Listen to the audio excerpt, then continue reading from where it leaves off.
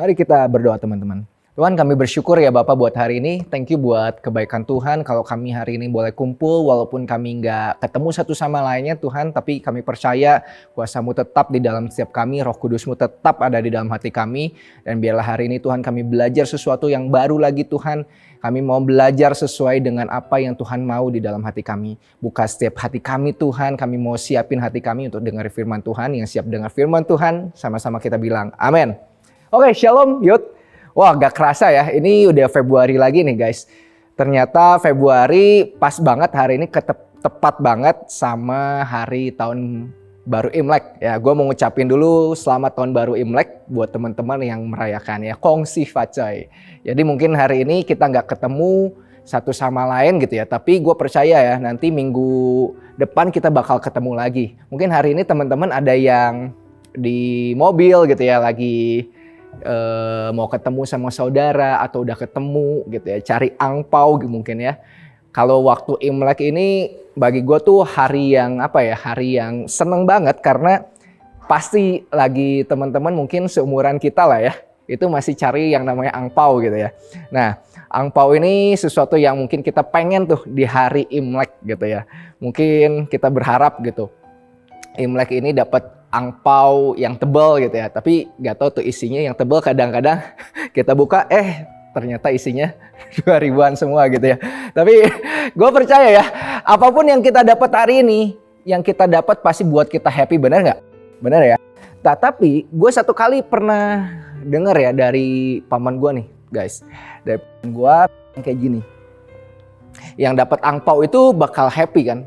Happy pasti, tapi yang ngasih angpau itu lebih happy lagi. Karena kenapa? Firman Tuhan juga bilang teman-teman, adalah lebih berbahagia memberi daripada menerima. Nah, kecenderungan manusia itu sebetulnya ya teman-teman, yaitu hitung-hitungan atau fokusnya sama diri sendiri, atau bisa jadi rakus lah ya. Nah, pada dasarnya kita ini punya kecenderungan itu karena kenapa sih? Karena kita ini orang-orang yang berdosa. Nah, pembahasan minggu ini pas banget teman-teman, yaitu tentang living faith, atau kita lanjutin lagi dari minggu lalu. Setiadi bahas tentang buah roh, kasih, sukacita, dan damai sejahtera. Minggu ini pas banget, tema kita hari ini adalah iman, kemurahan, dan kebaikan. Living faith. Nah, teman-teman, kemurahan dan kebaikan bicara mengenai apa sih? Mengenai pemberian, melakukan hal baik kepada orang lain. Fokusnya itu bukan tentang diri sendiri, tapi fokusnya itu tentang orang lain. Ya teman-teman, gue jadi inget nih guys ya. Dulu pas gue kelas 2 SD, gue pernah punya satu pemikiran gitu ya. Jadi waktu itu keadaan ekonomi keluarga gue lagi gak baik-baik aja. Jadi ada satu hal yang mendorong gue untuk menjadi orang yang sukses atau jadi orang yang kaya ya. Pikirnya tentang apa? Cuan gitu ya. Cina banget kan gitu ya. Udah kelihatan lah dari bentukannya ini ya. Nah, tapi teman-teman, jadi lucunya pas kelas 2 gitu ya. Terus kita tuh semua disuruh bikin yang namanya karangan. Nah, karangan apa sih? Karangan tentang cita-cita. Nah, singkat cerita, pas kelas 2 gue dulu punya cita-cita untuk jadi dokter. Nah, aneh loh ya. Gue tuh orang yang sangat takut dengan darah, tapi gue pengen jadi dokter. Aneh kan? Tapi kenapa gue pengen jadi dokter? Karena saat itu teman-teman, gue ngelihat dokter-dokter pada zaman itu tuh kaya-kaya. Jadi pas gue pengen jadi dokter, teman-teman, gue ngelihat apa sih? Oh, dokter ini hidupnya jadi orang yang kaya. Gue punya satu mindset di mana saat dulu ya, pas gue disuruh bikin karangan, gue cerita satu saat gue bakal menjadi dokter. Gue inget banget di karangan itu gue nulis bahwa gue akan pengen jadi dokter. Satu saat gue pengen tolong orang untuk berobat. Tapi di satu sisi gue tulis juga beneran, gue inget banget gitu ya. Ini yang sampai hari ini gue ingat adalah gue tulis di situ, gue akan menjual obat-obat dengan harga yang mahal. Di situ semua kelas langsung ketawa banget gitu ya. Hahaha. Dan guru gue juga ketawa juga. Bagi gue hari itu tuh hal yang normal teman-teman. Karena kenapa? Gue ngerasa hal itu ya memang yang kita kejar. Yaitu apa? Kekayaan, kesuksesan. Karena kenapa? Kecenderungan manusia itu adalah egois atau mementingkan diri sendiri. Teman-teman lihat deh, anak kecil itu tuh harus diajar berbagi. Gak bisa dia tiba-tiba bisa berbagi dengan sendirinya. Banyak anak kecil yang harus diajar berbagi. Nah, kenapa? Karena kecenderungan kita sejak lahir itu sudah jadi pribadi yang egois, mementingkan diri sendiri. Nah, teman-teman, kalau kita sama-sama lihat nih ya kecenderungan ini, berarti kita semua gak terlewatkan satu persatu. Gua, semua teman-teman, siapapun itu punya kecenderungan yang sama, yaitu egois. Jadi kalau teman-teman ada yang gak mau berbagi nih gitu ya. Banyak yang dulu bilang seperti anak, ya itu teman-teman jawab sendiri ya. Kayak anak kecil gak mau berbagi gitu ya, egois. Nah, tapi teman-teman, setelah berapa kali gua mengenal yang namanya Kristus dan belajar firman Tuhan, ada satu mindset dan perubahan di dalam hati yang akhirnya merubahkan pola pikir yang salah itu sebenarnya. Nah, gue mau sama-sama sharing hari ini teman-teman di Kisah Para Rasul 9 ayat 36 sampai 43. Ini bicara tentang satu tokoh yang namanya Dorcas. Mungkin teman-teman udah sering dengar. Ya, gue mau bacain Kisah Para Rasul 9 ayat 36 sampai 43. Nah, di Yope ada seorang murid perempuan bernama Tabita. Dalam bahasa Yunani, Dorcas. Perempuan ini banyak sekali berbuat baik dan memberi sedekah. Tetapi pada waktu itu ia sakit lalu meninggal. Dan setelah dimandikan, mayatnya dibaringkan di ruang atas.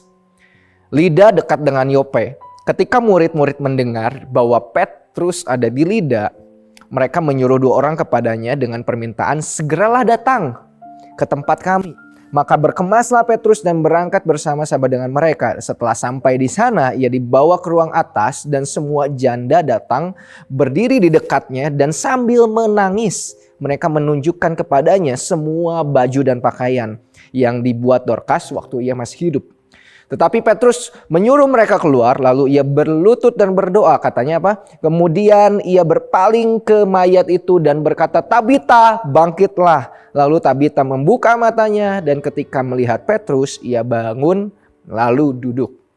Petrus memegang tangannya dan membantu dia berdiri. Kemudian ia memanggil orang-orang kudus beserta janda-janda, lalu menunjukkan kepada mereka bahwa perempuan itu hidup. Peristiwa itu tersiar di seluruh Yope dan banyak orang menjadi percaya kepada Tuhan.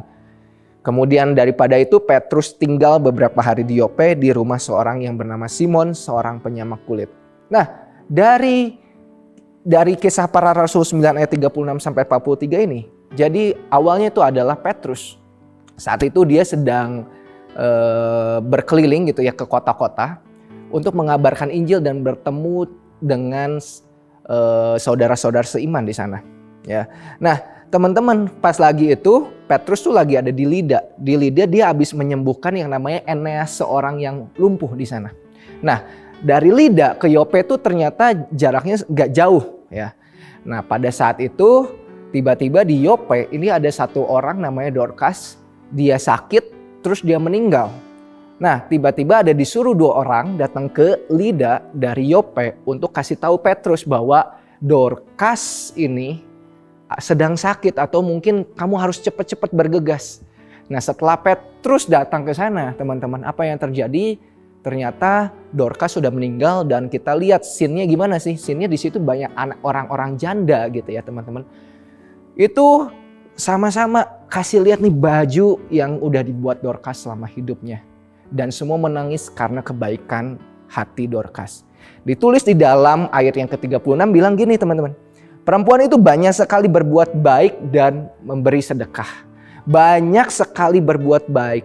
Nah di sini kita lihat Dorcas adalah seorang yang murah hati dan juga memiliki yang namanya kebaikan. Ada buah roh yang akhirnya dia perlihatkan bagi orang-orang sekitarnya. Nah, gue mau sharing di sini teman-teman dari cerita Dorcas ini, dari firman Tuhan ini gue mau sharing ada 3 hal yang gue mau sharing. Yang pertama adalah memberi itu adalah kesempatan. Yang kedua, memberi dengan motivasi yang benar. Yang ketiga adalah memberi karena iman. Nah teman-teman, yang pertama, memberi adalah kesempatan. Di ayat yang ke-39 teman-teman dibilang kayak gini. Maka berkemaslah Petrus dan berangkat bersama-sama dengan mereka. Setelah sampai di sana, ia dibawa ke ruang atas dan semua janda datang berdiri di dekatnya. Dan sambil menangis mereka menunjukkan kepadanya semua baju dan pakaian yang dibuat Dorcas waktu ia masih hidup. Teman-teman, gue mau garis bawahi kata waktu dia masih hidup. Nah, waktu Dorcas masih hidup, dia melakukan banyak sekali perbuatan baik. Nah, selama dia hidup itu adalah kesempatan di mana Dorcas itu bisa melakukan perbuatan-perbuatan baik. Di mana dia memberi waktunya, dia memberi barang lewat apa yang dia punya, teman-teman. Selama masih hidup merupakan sebuah kesempatan. Teman-teman, gue mau bilang satu hal. Selalu ada pilihan setiap hari selama kita masih hidup. Untuk kita mau bersikap egois, cuek, gak peduli. Atau kita mau bersikap memberi, bermurah hati, melakukan kebaikan. Selalu ada pilihan. Apakah kita mau cuek-cuek aja? Atau kita mau memberi buat orang lain. Dorcas memilih untuk memberi daripada hidup untuk dirinya sendiri, teman-teman. Kemarin beberapa bulan yang lalu gue baru ketemu Cijes nih, teman-teman ya. Cijes sih kita ngobrol-ngobrol, tapi ada satu hal yang menarik dari topik pembahasan kita gitu ya. Nah, Cijes sempat cerita tentang dia pernah nanya nih ke seseorang yang pelayanannya adalah pelayanan misi. Nah, karena pelayanan misi ini perlu donasi dan uang yang cukup, akhirnya dia harus keliling-keliling mungkin ke berbagai tempat untuk meminta yang namanya dukungan dana atau donasi. Nah, mungkin pertanyaannya Cijes sempat nanya gitu ya ke orang ini. Apa gak berat gitu ya pelayanan dia untuk menyampaikan itu tiap minggu gitu ya. Kelihatannya kan kayak minta-minta gitu. Tapi ada satu hal yang menurut gue ini bagus banget. Dia jawab gini, enggak. Karena kenapa sih? Karena dia bilang memberi itu adalah kesempatan. Jadi kalau satu waktu dia memberikan hal itu gitu ya, memberikan kesempatan itu, berarti orang yang dia temuin itu memiliki kesempatan untuk melakukan sesuatu buat sesamanya dan buat Tuhan. Teman-teman, kita lihat teman-teman. Kalau kita lihat tadi ya, sama-sama nih kita lihat ke yang tadi itu memberi, soal memberi. Nah, jangan sekali-kali nih teman-teman, kita lihat seringkali di gereja-gereja. Ya, ini gue mau sharing satu hal yang menurut gue sangat penting. Jangan apatis kalau misalkan dengar di gereja, oh ada yang perlu sumbangan atau perlu uang gitu teman-teman. Karena kenapa? Ini tentang urusan hati kita sama Tuhan. Balik lagi, setiap pemberian kita, setiap apa yang bisa kita berikan, setiap harinya itu adalah kesempatan. Kadang-kadang mungkin ada orang-orang yang sensi duluan. Kalau disuruh misalkan, oh nyumbang ini dong, oh ada donasi ini lagi ya. Teman-teman, gue mau sama-sama mau sharing satu hal. Bukan soal ngejudge dulu teman-teman. Tapi kita harus lihat dulu hati kita. Lihat lagi bahwa ini adalah satu kesempatan untuk kita memberi. Gereja punya tanggung jawab di hadapan Tuhan. Tapi jangan blok hati kita untuk memberi kepada Tuhan atau memberi kepada sesama kita. Kadang-kadang kita udah lebih dulu ngejudge dulu nih. Oh apa-apa uang. Ya gereja punya tanggung jawabnya. Tapi teman-teman, gue percaya nih teman-teman. Saat itu ada kesempatan di hadapan kamu. Gue mau sama-sama share. Jangan blok hati kita lebih dulu. Karena kita ngejudge orang lain. Tapi itu adalah satu kesempatan yang baik untuk kita memberi. Untuk kita sama-sama melakukan kebaikan buat orang lain. Nah, kebaikan atau kemurahan atau memberi ini gak bicara soal uang.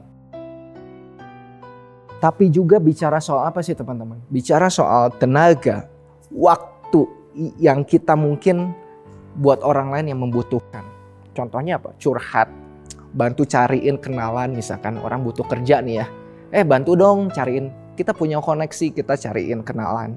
Bantu juga, bisa juga bantu nih teman-teman adik-adik kita yang baru di SMA mau kuliah. Kita bisa luangin waktu kita bisa kasih tahu mereka gimana caranya. Itu adalah kita bisa memberi sesuatu buat mereka. Jangan gak peduli, jangan gak apatis, jangan cuek-cuek aja. Tapi ayo teman-teman lihat bahwa memberi ini adalah satu kesempatan. Nah, beberapa bulan yang lalu juga gue ketemu lagi ya. Gak cuma sama Ci Jesse, tapi gue sering ketemu sama Ko Arianto. Tapi ada satu saat gitu ya, Ko Arianto ini mentor gue. Dia sharing satu hal gini. Jar, kamu tahu gak pas Koko mau menghadapi yang namanya kematian. Kenapa? Karena Ko Ari ini udah sempat kena stroke beberapa kali. Dan mungkin satu saat dia pernah ngadapin yang namanya, ini gue mau mati atau enggak nih? Ini gue bisa aja besok gue mati. Tapi pas Ko Ari dihadapin sama yang namanya, satu saat menuju kematian. Hari ini belum meninggal ya teman-teman. Kita doakan sehat selalu ya. Tapi apa yang muncul dalam pikirannya adalah semuanya itu sia-sia. Kenapa? Karena apa yang udah dikumpulin selama hidupnya, uang itu akan ditinggal. Pencapaian itu akan dilupakan orang. Orang-orang yang dikasihi itu akan kita tinggalkan atau mereka akan meninggalkan kita lebih dulu teman-teman. Jadi semuanya yang kita kumpulkan di dunia ini adalah sia-sia. Di situ gue merenung kurang lebih seminggu tuh ya, gue merenung. Gue punya satu mimpi teman-teman. Gue punya mimpi, mungkin teman-teman juga punya mimpi yang sama. Yaitu gue pengen punya mimpi itu punya yang namanya financial freedom, time freedom. Ya ini anak-anak muda zaman sekarang gitu ya. Oh iya gue pengen financial freedom. Keuangan gue bebas. Gue punya waktu yang banyak, time freedom. Akhirnya apa yang gue lakuin? Gue coba untuk kerja keras, banting tulang. Wah, semua dilakuin waktu gue masih muda. Akhirnya apa? Gue punya gaya hidup yang rusak teman-teman. Kadang-kadang makan telat gitu ya. Terus misalkan tidur juga jadi malam, kurang tidur. Dan itu susah loh teman-teman perbaikinya. Tapi setelah dipikir-pikir pas gue ngerenung itu, gue mikir gini. Kalau setelah gue dapat financial freedom and time freedom, and then what next? Apa yang bakal gue lakuin ketika gue udah mencapai itu? Apakah ada kebahagiaan di dalamnya ketika gue mencapai yang namanya time freedom atau financial freedom? Atau gue malah jadi orang yang rakus, akan mengejar terus yang namanya kekuasaan, uang, atau apapun itu teman-teman yang ada di dunia ini. Nah, setelah itu pertanyaannya kembali lagi, what's next? Terus gue mencoba alibi di dalam diri gue. Yaitu kenapa? Oke, gue akan mencoba untuk menolong orang, berdampak lebih luas. Dengan cara kayak gitu gue bakal bisa melakukan hal yang lebih banyak dibandingkan sekarang. Setelah itu, tapi pertanyaannya satu lagi yang muncul di dalam benak pikiran gue adalah apa? Kalau gitu, itulah tujuan kamu. Kenapa gak kamu lakukan dari sekarang? Pertanyaannya, kenapa kamu gak lakuin dari sekarang? Apakah itu benar-benar tujuan kita? Atau kita hanya mengejar yang namanya keuntungan pribadi sendiri? Keserakahan dan keegoisan itu. Di situ gua benar-benar gak punya pertanyaan lain lagi. Selain apa? Semua sia-sia. Akhirnya apa? Saat ini teman-teman, dari hari ini kita hidup. Itu adalah kesempatan untuk kita bisa berbuah. Kita bisa memberi, melakukan kebaikan. Gak usah nunggu nanti kita jadi hebat, kita jadi keren, terkenal, baru kita melakukan kebaikan. From now, start from now teman-teman. Bisa kita lakukan kebaikan dan kemurahan, memberi bisa kita lakukan mulai dari sekarang. Pertanyaannya, maukah kita melakukannya selagi kesempatan masih ada? Galatia 6 ayat 10a bilang kayak gini.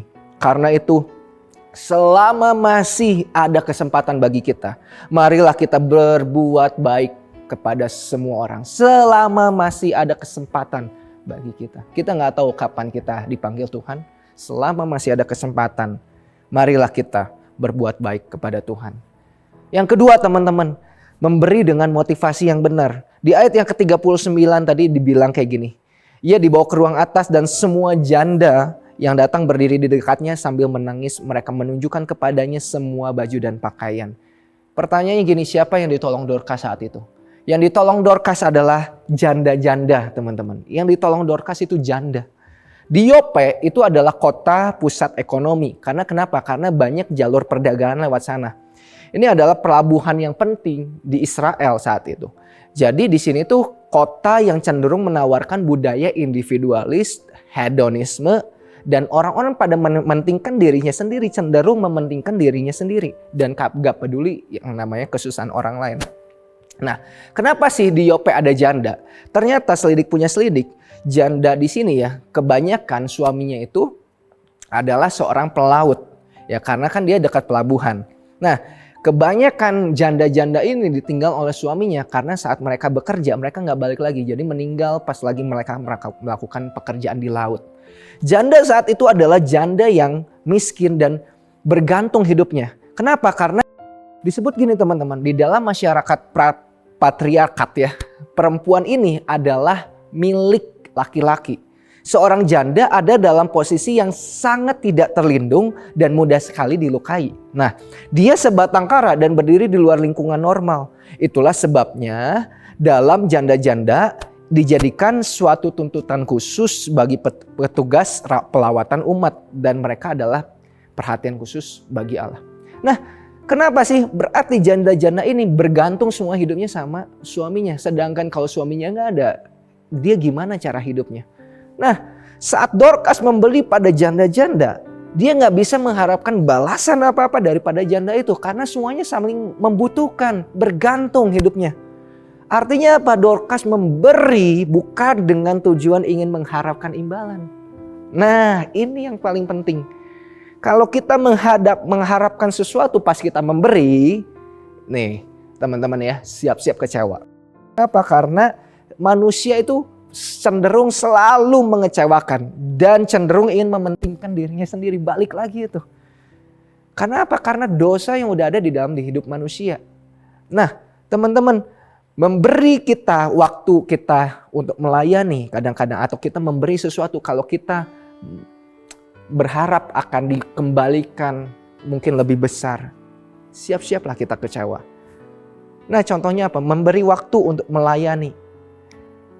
Melayani juga, pas kita melayani kan kita harus memberi dong ya. Tenaga, waktu, pikiran. Mungkin gue pernah sempat punya pemikiran gini. Kalau gue melayani, gue berharap gue makin diberkati Tuhan. Gue berharap kalau gue udah melayani, wah ikut Tuhan, gue bakal jadi orang yang sukses, teman-teman.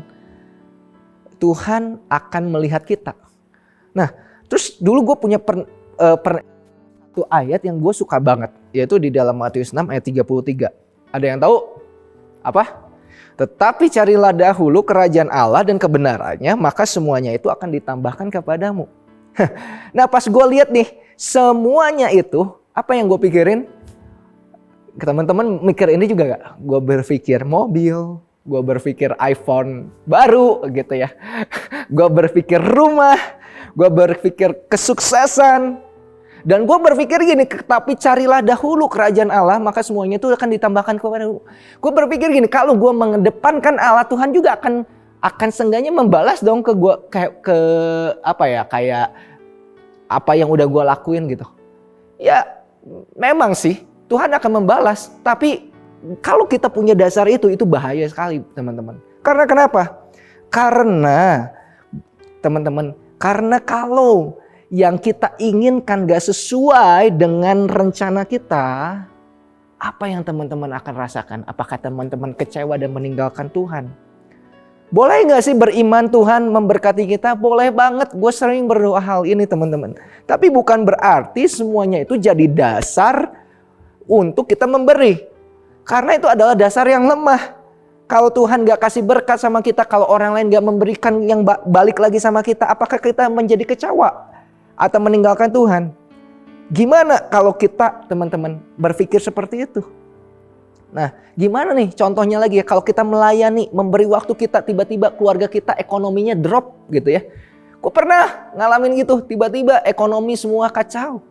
Ya, berantakan. Atau hubungan nih teman-teman, lagi enak-enaknya pelayanan ya. Udah gitu pelayanannya juga sama doi, pacar gitu ya.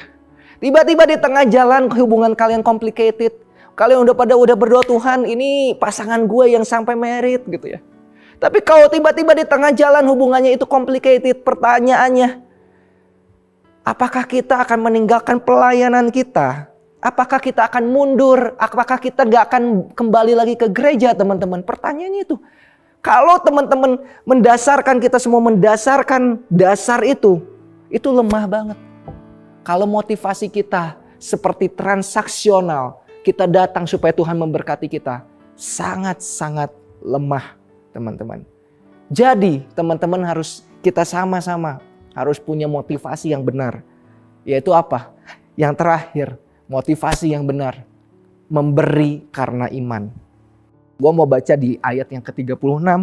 Di Yope ada seorang murid perempuan bernama Tabita. Dalam bahasa Yunani adalah Dorcas. Perempuan itu banyak sekali berbuat baik dan memberi sedekah. Nah, banyak catatan teman-teman yang menilai kalau Dorcas ini adalah seorang janda juga. Karena dia bergaulnya dan berkumpul dengan para janda. Nah, teman-teman pikir deh. Jadi janda aja udah susah kan? Tadi kan bergantung hidupnya sama orang lain. Nah, berarti gak gampang buat seorang janda itu memberi buat orang lain juga. Benar gak sih? Tapi yang menarik yang gue baca di dalam firman Tuhan ini. Disebut kayak gini, perempuan itu banyak sekali berbuat baik dan memberi sedekah. Gimana melakukan? Dia melakukan banyak sekali, gak cuma sekali dua kali loh. Tapi banyak sekali berbuat baik dan memberi sedekah. Dan ditulis di dalam bahasa aslinya, ditulis ada satu kata yang bagus banget, she continually did. Dia terus menerus melakukannya. Berarti nggak stop sampai sana, dia konsisten melakukannya dan dia berbuat banyak. Membuat banyak sekali pertolongan buat orang lain. Nah, teman-teman, kalau kita bayangin apa yang dilakuin Dorcas ya, teman-teman. Kita lihat nih, semua janda yang di sana pas Dorcas kan udah meninggal ya. Di situ ditemui ada banyak sekali janda. Berarti gak cuma satu janda kan? Ada 2, ada 3, atau mungkin 10, atau mungkin 50 janda. Kita nggak tahu tuh di Yope karena banyak banget janda yang ditinggalkan sama suaminya saat itu. Nah, jumlah yang banyak ini kebayang gak sih teman-teman? Kalau gue yang kayak ngebayangin ya. Kalau waktu itu saat ada Dorcas. Mungkin dia lihat satu janda kasihan. Kasih baju gitu ya. Bisa jadi orang yang lain denger gak sih? Denger dong. Terus datang ya. Datang terus minta juga tuh. Gak dikasih sekarang tapi minta. Kalau bajunya udah jelek. Udah gitu minta lagi. Bener gak sih teman-teman? Ada kecenderungan orang-orang di dunia ini kan kayak gitu kan? Ada yang gak tahu diri gitu loh. Teman-teman sering gak ngelihat orang-orang yang kayak gitu? Tapi teman-teman di sini dibilang banyak sekali jandanya. Berarti gak cuma satu teman-teman. Bahkan mungkin ya kalau gue lihat lagi ya. Orang-orang zaman sekarang nih udah dikasih terus ngejelekin lagi. Ada yang kayak gitu. Udah ditolong ngejelekin yang nolong. Sama kayak yang dipinjemin. Orang yang minjem uang sama orang yang dipinjemin. Orang yang ditagih hutang sama orang yang digigih hutang. Lebih galak yang mana? Lebih galak orang yang ditagih hutangnya. Padahal yang salah siapa? Ya dua-duanya juga sih ya. Cuman lebih galak itu loh. Teman-teman kebayang gak sih? Pas kita mau lakukan kebaikan. Banyak hal yang menjadi kendala. Dan kita bertemu sama orang-orang yang gak sempurna. Pertanyaannya gini teman-teman. Kok bisa sih Dorcas dalam keadaan itu ya? Bisa continually did. Terus menerus, bahkan bukan cuma satu, banyak sekali keadaan yang orang-orang yang dia tolong. Nah, kenapa? Yaitu satu, karena Dorcas punya dasar yang kuat. Di ayat yang 39 tadi, di ayat yang ke-36 tadi disebut kayak gini, Dorcas adalah disebut seorang murid. Dorcas itu adalah satu-satunya perempuan yang disebut sebagai seorang murid. Dan murid ini menggambarkan apa sih? Menggambarkan yang namanya kepercayaan kepada siapa? Kepada Yesus. Dia udah mendengar, dia udah mengalami, dan akhirnya dia percaya kepada Yesus sebagai Tuhan dan Juru Selamat. Nah teman-teman ingat nih ya, saat itu kan Petrus lagi keliling. Kenapa sih? Saat itu udah terbentuk yang namanya gereja mula-mula. Saat itu ada yang namanya gereja mula-mula, ada yang namanya kasih, sukacita dan damai sejahtera. Yang di-sharingin setia di minggu lalu tuh ya tentang kasih, sukacita dan damai sejahtera. Nah, kalau teman-teman lihat balik ya di Kisah Para Rasul 9 di sebelumnya ayat yang ke 31 dibilang kayak gini teman-teman. Selama beberapa waktu jemaat di seluruh Yudea, Galilea dan Samaria berada di dalam keadaan damai. Jemaat itu dibangun di dalam hidup akan takut akan Tuhan, jumlahnya makin bertambah besar oleh pertolongan dan penghiburan Roh Kudus. Nah, ini keren loh teman-teman ya.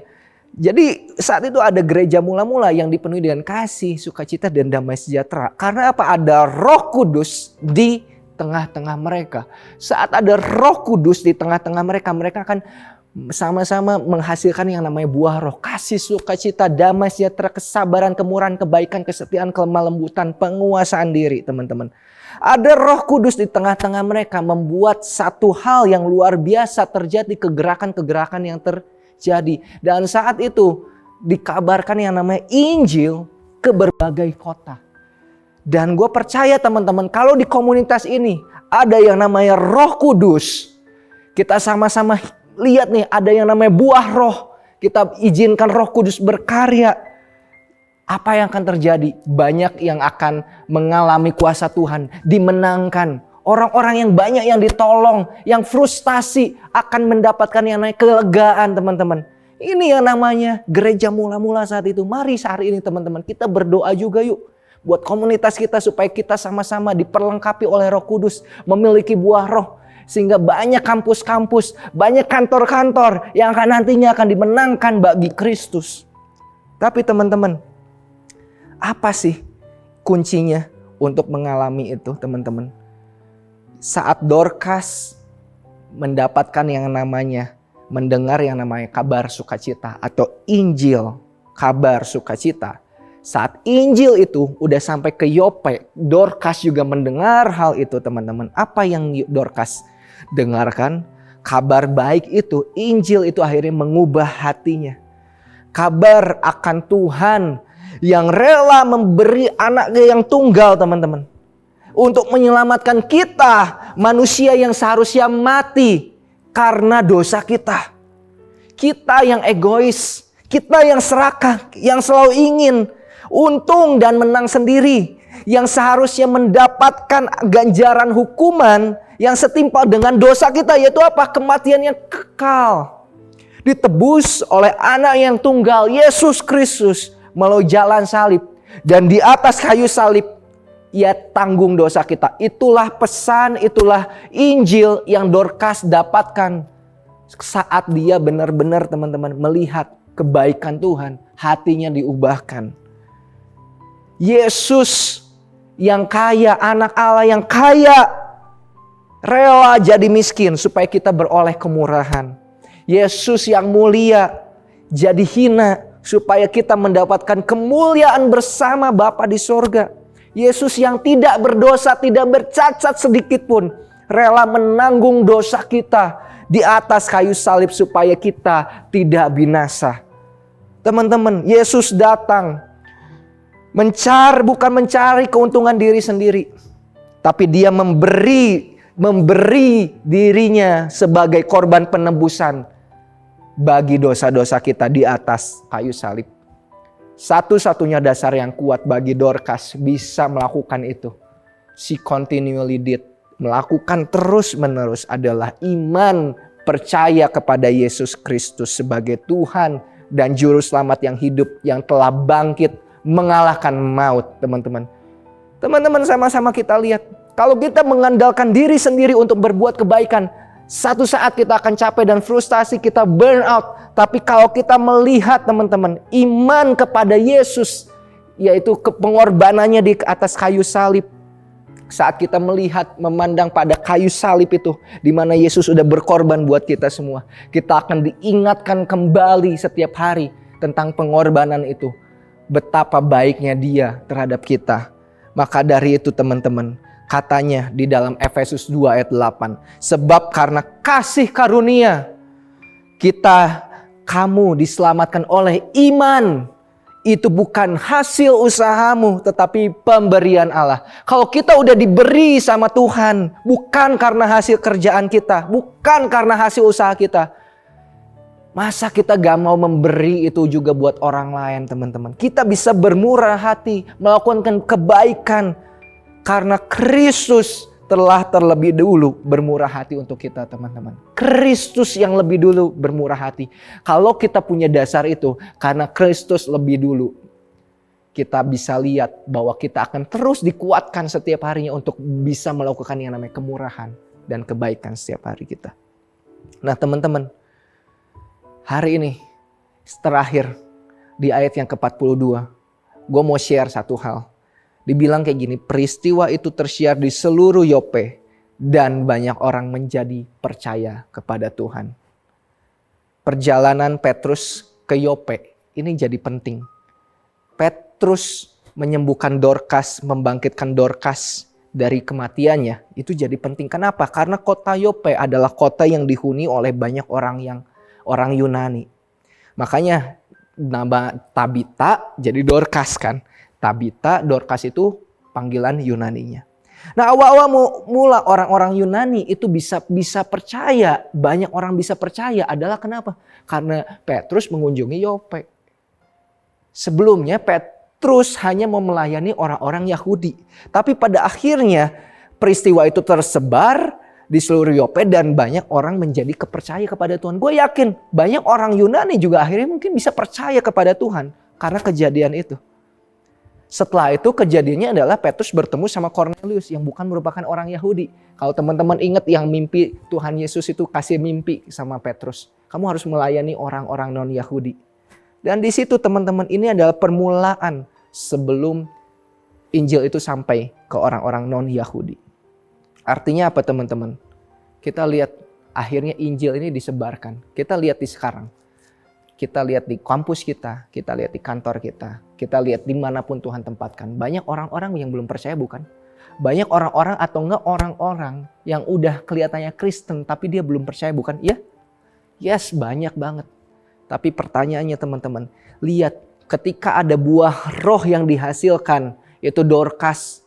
Ya, itu kita sama-sama lihat di dalam hidup kita kalau kita menghasilkan buah roh itu bisa dipakai Tuhan untuk menuntun orang lain memiliki iman percaya akan Kristus.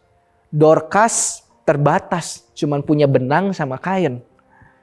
Tapi ingat teman-teman, dia mau pakai apa yang di tangan dia. Gak perlu jadi orang hebat dulu. Pakai apa yang ada di tangan kita semua untuk menolong orang, memberikan kebaikan, memberikan waktu kita, memberikan tenaga dan pikiran kita buat orang lain.